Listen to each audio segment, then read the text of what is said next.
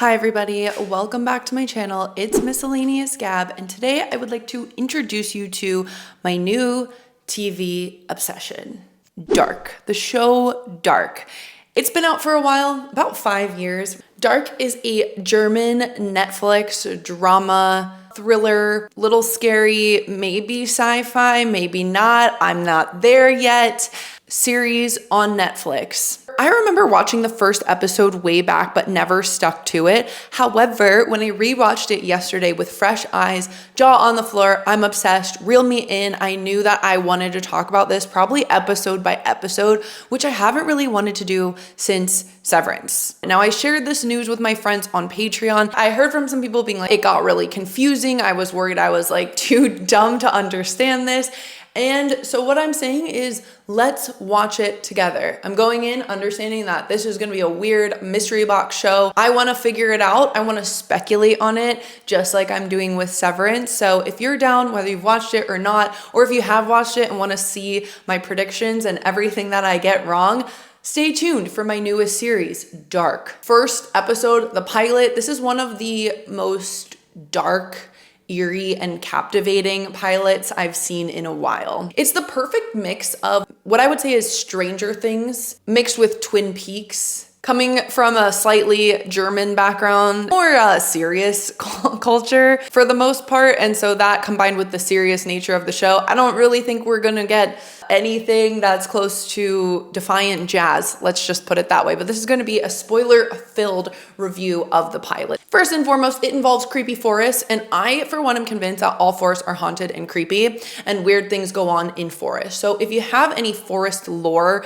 either weird things that have happened to you or your family members, drop them below because I need more reasons not to go into the forest. If you haven't seen Dark and you don't want the first episode spoiled, pause this video, literally pause it, leave it open on your computer, go watch it. It'll take you 50 minutes. Come back here and let's run it back and talk about it some more. Episode 1 is called Secrets, of which there are many in this town. Now you can watch the dubbed version, but I literally hate dubbing so much, and I feel like all things should be watched in their native language because it has different sounds and cadences. So if you are of the same mind, you will need to put in some work with those subtitles, but is worth it. Now, whenever a TV show or a movie starts with a quote, I kind of sit up straighter in my chair, like Dune, dreams are messages from the deep, or like the quote at the beginning of Sinners. Like something is going to revolve around that quote. In fact, most things will probably come back to that quote. All right, I'm tapped in, I'm locked in. The quote that we begin with is by Albert Einstein, and it goes,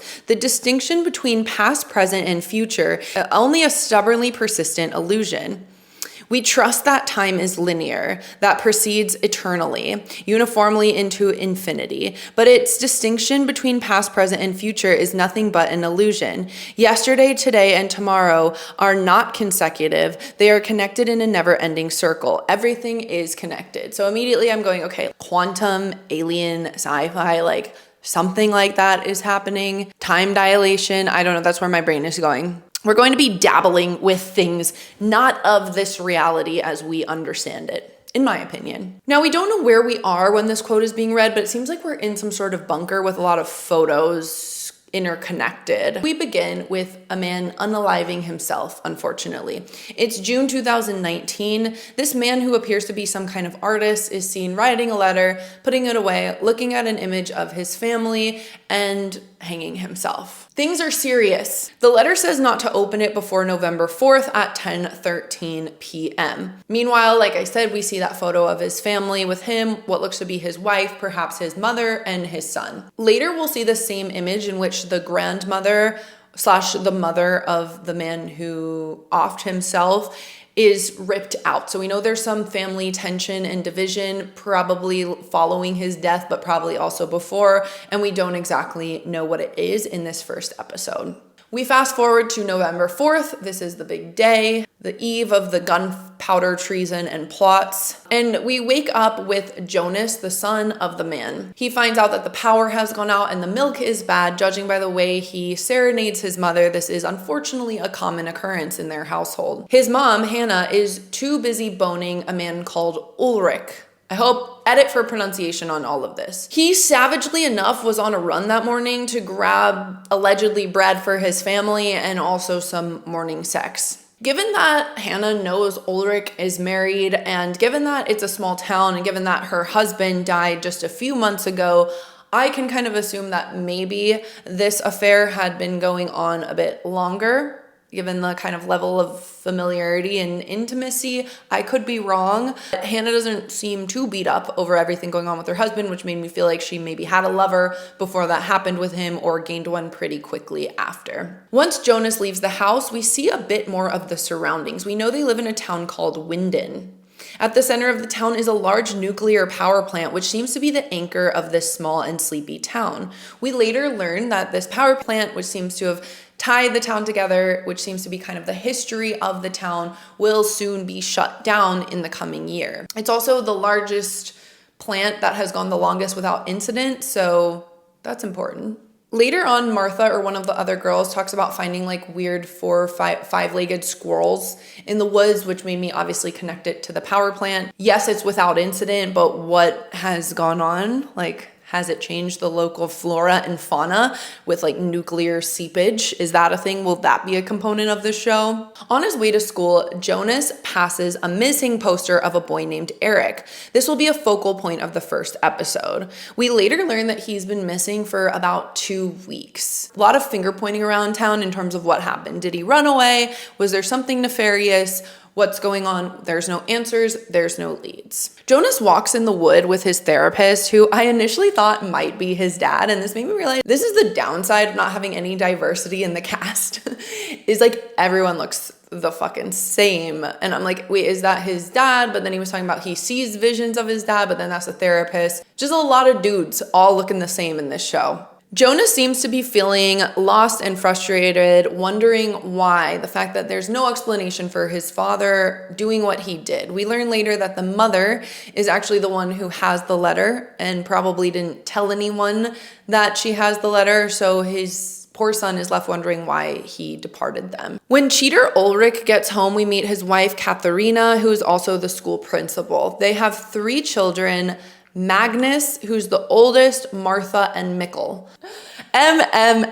Cool. I love how everyone in the town is someone. Like Ulrich is the sheriff, Katharina is the principal, someone else is like the hotel manager, someone's the businessman. It's like everyone has a role and everyone knows each other because it's a small town. Mikkel shows his father a magic trick. He moves a token from one cup to another. Ulrich asks him how he did it. Mikkel replies, the question isn't how, but when. And that really reminds me of that initial quote about kind of time being connected, past, present, and future. They're not separate parts. It's an illusion of what separates them. I think that's going to be a part of whatever's going on or whatever some of the answer is to this mystery. Jonas goes to school where he meets his friend Bartos, I hope I'm saying that right, who is also Mr. Steal Your Girl, evidently. This kid sucks. First of all, he's mean, he's rude, he pushes girls down, and he doesn't seem to be that nice of a friend after his other friend just lost his father tragically. Use that opportunity to steal his ex-girlfriend. Fucked on Wayne's girl while he was in jail. That's conniving. And this guy just seems like a D-bag. And we learn that Barstos is the son of the rich guy and the hotel woman. And they're the ones we kind of know the least about in terms of family. We see that Jonas, Bartos, Martha, Matt, and Magnus are all friends. And there's another girl named Franziska, who is the daughter of Charlotte, who's another woman who works at the police station. Remember when I said like everyone is connected? We keep getting shots of the creepy forest and cave, including a mysterious figure in a hood walking near the cave. Very reminiscent of Stranger Things, in my opinion. Back at the police station, Ulrich seems certain that Eric ran away rather than anything nefarious happening. Charlotte, his partner in the police station, not his partner as in his real wife, not his partner as in the woman he's cheating with, reminds him that that hasn't always been the case, that this is like a crime-free town, and mentions something about his brother. It turns out Ulrich's brother disappeared 33 years ago in this very town back in 1986. However, he's very adamant that they're unconnected. Cue the connection again between the Albert Einstein quote at the beginning. The distinction between past, present, and future is only a stubbornly persistent illusion.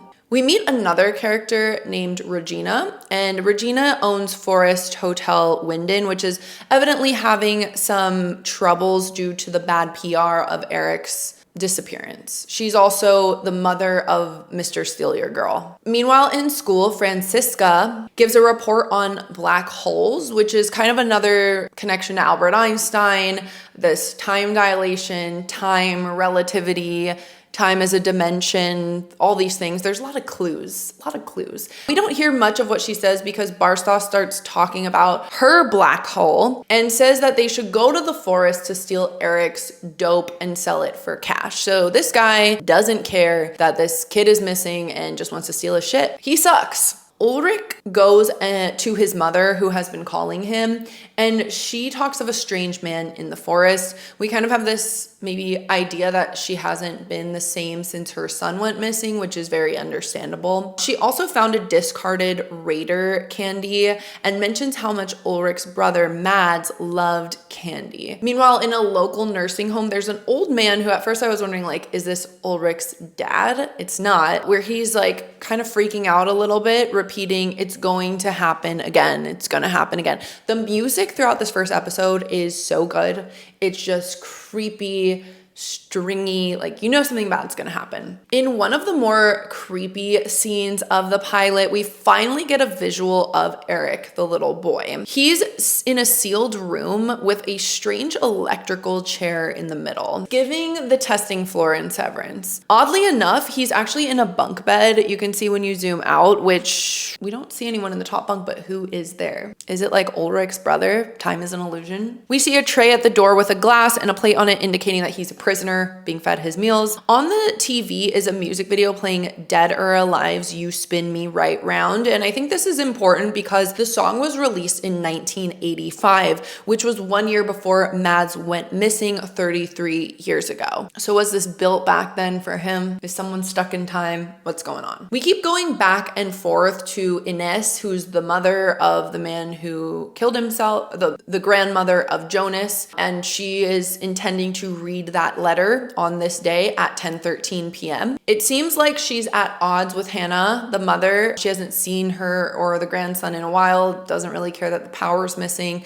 There's definitely some beef there. Meanwhile, Katharina, Ulrich's wife, finds a hair and a strange scent on his morning running hoodie. She seems suspicious, then looks at their family photo. There's been a lot of gazing at family photos. A lot of gazing. Gazing longingly at family photos is a motif of this episode. Hannah goes to the PowerPoint, Jonas's mom, because she is a massage therapist for one Alexander Tiedman. This is Regina's husband and also Mr. Steal Your Girl, Bart Sauce. I'm just gonna call him Mr. Steal Your Girl because I don't understand how to pronounce his name correctly. It's always something different. That's the dad. He's really rich. He has a scar on his back that Hannah points out and even says like maybe the scar can tell the weather. Alexander reveals that 33 years ago he arrived in town, which this whole 33 years ago, that number keeps creeping up. Then we move into the interlacing climax of the first episode. The kids go into the woods. Bad idea. Don't go into the woods. So the kids go into the woods. Ines slowly, shakingly begins to read the letter, and this man, Helge, wanders into the parents' meeting, like mumbling and being weird. At the cave, Francisca shows up to let them know she's already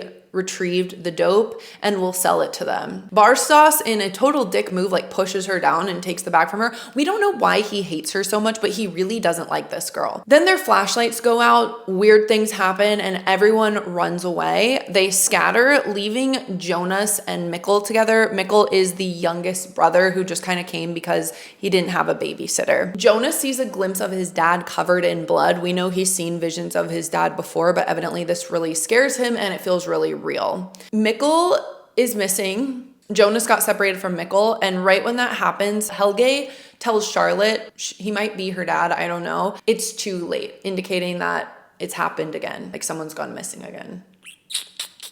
But then I guess Eric's not really involved in that, because then he would have been mumbling that before. The next day, Charlotte's husband, Peter, who we don't really know much about, calls to tell her something, and he seems really off. She's very abrupt and says she doesn't have time to talk about it. He starts praying. So evidently there's something there as well, a secret, more secrets. After the parents are called, the cops are called, the next day a body has been found in the forest. Now Ulrich kind of braces himself that he's about to find his son there. And the body is buried under the leaves. And while the eyes are kind of burned out or there's this black stuff over the eyes, Ulrich says very definitively that is not Mikkel. There's also a Walkman with a cassette tape next to the body, which also gives me vibes of like 1980s. We end back in Eric's room, that kind of weird torture chamber, with more 80s music playing on the TV. Someone straps him to this chair. We don't know what it is, put something over his head. What's going on? Experiments, torture, I don't know. This show immediately drew me in. I'm so excited to cover episode 2 and 3. There are so many mysteries to unravel. Similar to Severance, I want to record right after I watch so that I'm not being tainted by further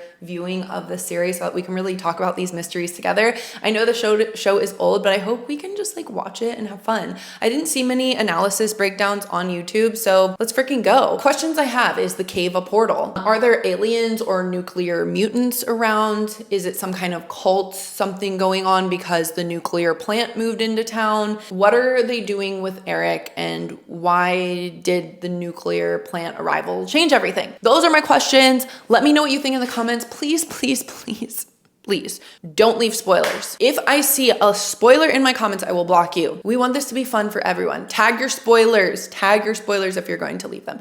Big shout out to my Patreon Waffle Party VIP members. You know who you are right here. Thank you so much, as well as my other paid Patreon members. I will see you next time. Stay out of the freaking forest and drop your scary forest stories below. I'll see you next time. Bye.